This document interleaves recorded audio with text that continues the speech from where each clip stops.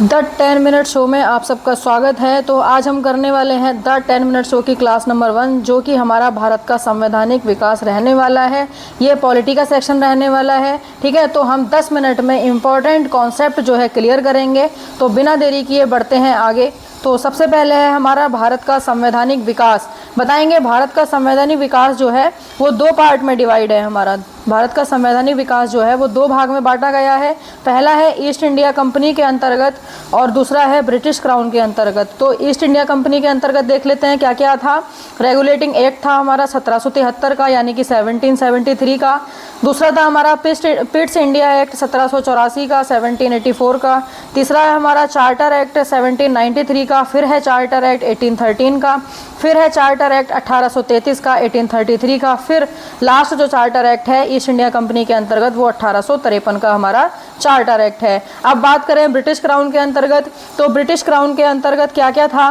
भारत शासन अधिनियम 1858, फिर था भारत परिषद अधिनियम 1861, भारत परिषद अधिनियम 1892, उसके आगे था भारत परिषद अधिनियम 1909, फिर नेक्स्ट है भारत शासन अधिनियम 1919, फिर है भारतीय स्वतंत्रता अधिनियम 1935 और फिर लास्ट है भारतीय स्वतंत्रता अधिनियम 1947। तो एक बार फिर से देख लेंगे कि भारत का जो संवैधानिक विकास है वो 2 पार्ट में डिवाइड है, ईस्ट इंडिया कंपनी के अंतर्गत और ब्रिटिश क्राउन के अंतर्गत, ठीक है। आगे बढ़ते हैं।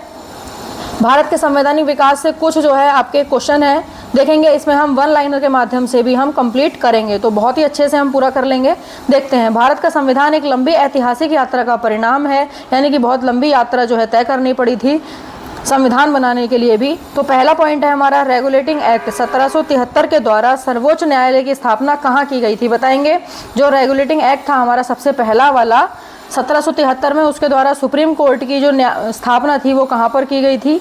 आंसर जो है हमारा कोलकाता में 1774 में, यानी कि 1773 के सर्वोच्च न्यायालय की स्थापना 1774 में की गई, जो कि रेगुलेटिंग एक्ट 1773 के अंतर्गत आता है। आगे बढ़ते हैं।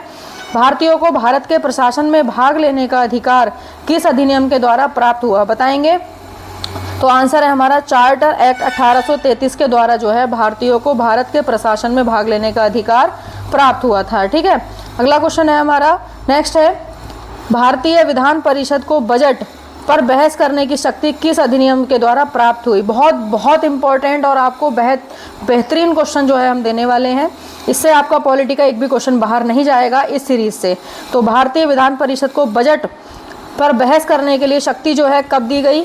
भारत परिषद अधिनियम 1892 के द्वारा, यानी कि 1892 के द्वारा जो है भारतीयों को बजट पर बहस करने की शक्ति जो है दी गई थी, ठीक है। अगला है केंद्रीय विधानमंडल सर्वप्रथम किस अधिनियम के द्विद्विसदनीय द्विसदनीय बनाया गया। बताएंगे केंद्रीय विधानमंडल को बाईकैमरल कब बनाया गया।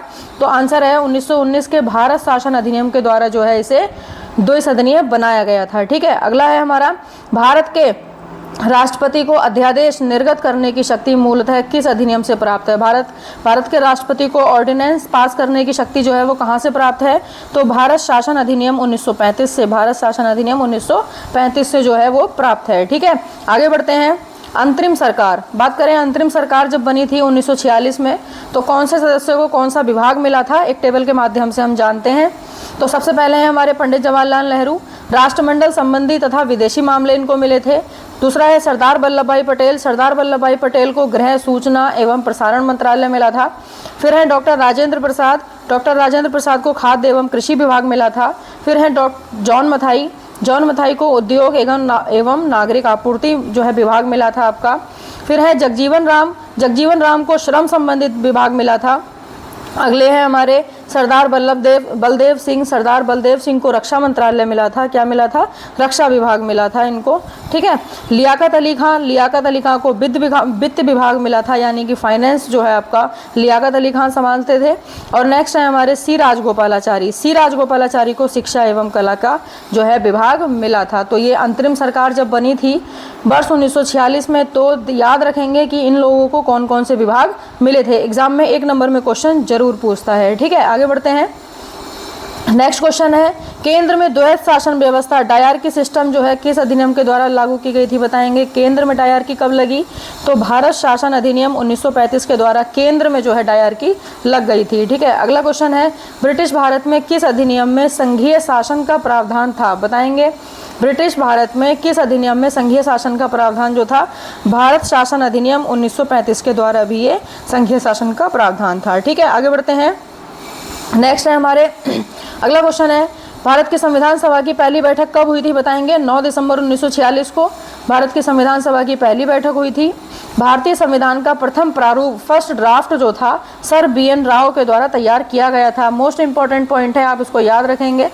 ठीक है, तो ये जो है फर्स्ट प्रारूप जो था, पहला ड्राफ्ट जो था वो BN राव के द्वारा तैयार किया गया था। अगला क्वेश्चन है, संविधान सभा का स्थायी अध्यक्ष किसे चुना गया था, तो डॉक्टर राजेंद्र प्रसाद को स्थायी अध्यक्ष चुना गया था। संविधान सभा में पंडित नेहरू द्वारा उद्देश्य प्रस्ताव कब प्रस्तुत किया गया था, तो उद्देश्य प्रस्ताव जो है वो 13 दिसंबर 1946 को जो है प्रस्तुत किया गया था। अगला क्वेश्चन है, नेहरू द्वारा प्रस्तुत उद्देश्य प्रस्ताव संविधान सभा में कब स्वीकृत हुआ, तो उद्देश्य प्रस्ताव पारित हुआ आपका जो है 13 दिसंबर को और संविधान सभा में स्वीकृत हुआ 22 जनवरी 1947 को। ठीक है, अगला क्वेश्चन है, भारतीय संविधान के निर्माण काल में संविधान सभा के कुल कितने अधिवेशन हुए हैं बताएंगे।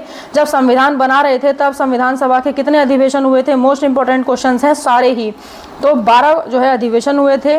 भारतीय संविधान के निर्माण में संविधान सभा को कितना समय लगा बताएंगे। संविधान बनाने में कितना समय लगा था, 2 वर्ष 11 महीने और 18 दिन।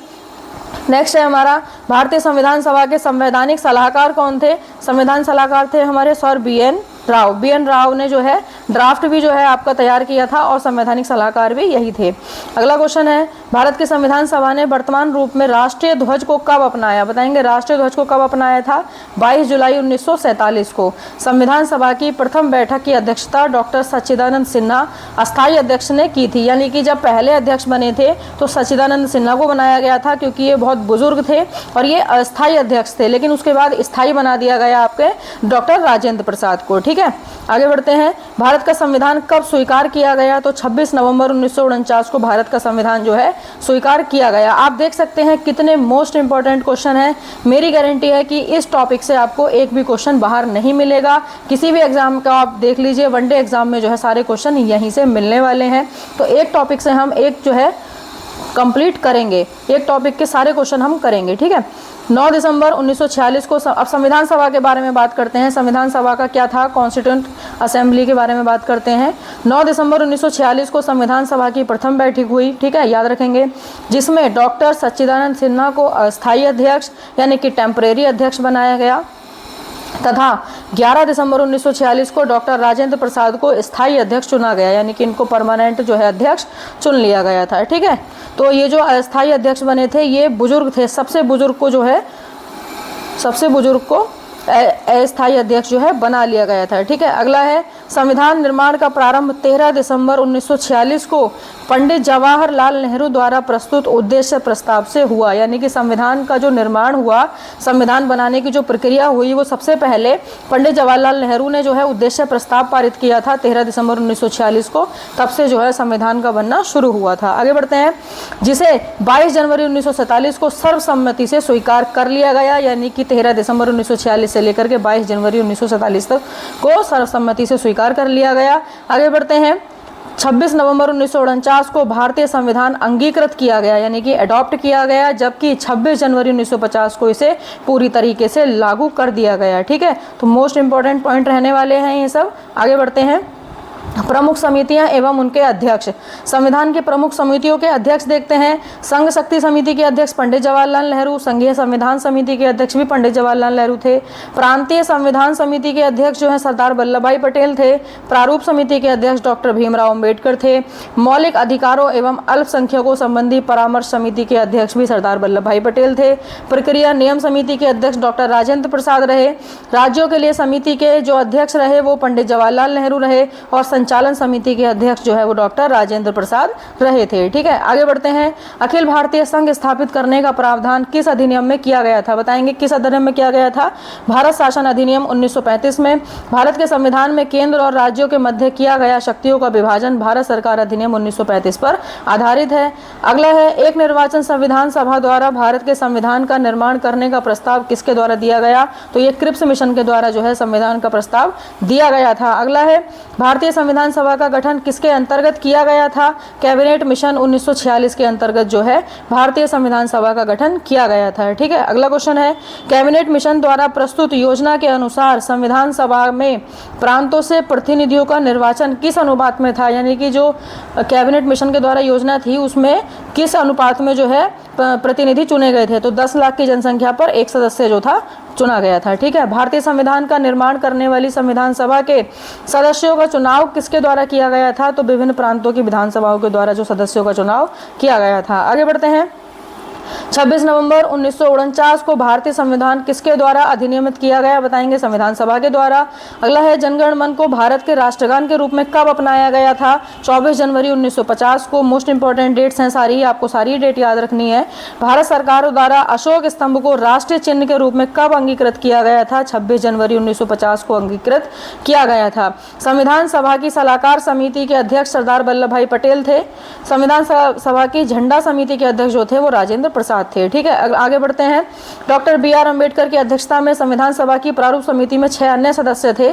6 अन्य सदस्य कौन कौन से थे? टोटल 7 थे। पहले बी.आर. अम्बेडकर और बाकी N. Gopal Swami Iyengar, doctor KM. Munshi, वी.एम. मित्रा, इनके स्थान पर एन. माधव राव आ गए थे। अल्लादी कृष्ण स्वामी अय्यर, सैयद मोहम्मद सादुल्ला तथा डी.पी. खेतान, इनके स्थान पर टी.टी. कृष्णामाचारी आए थे। ठीक है, आगे बढ़ते हैं। संविधान सभा ने डॉक्टर बी.आर. अम्बेडकर की अध्यक्षता में प्रारूप समिति का गठन, ड्राफ्ट कमेटी का गठन जो है 29 अगस्त 1947 को किया था।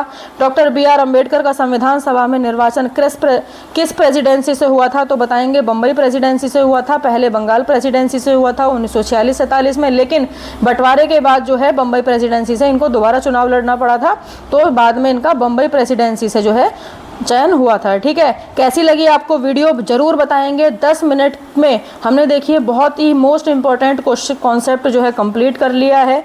तो ऐसे ही हम कोशिश करेंगे कि एक क्लास में एक कॉन्सेप्ट जो है क्लियर कर लें। मिलते हैं नेक्स्ट वीडियो में नेक्स्ट बेहतरीन कॉन्सेप्ट के साथ।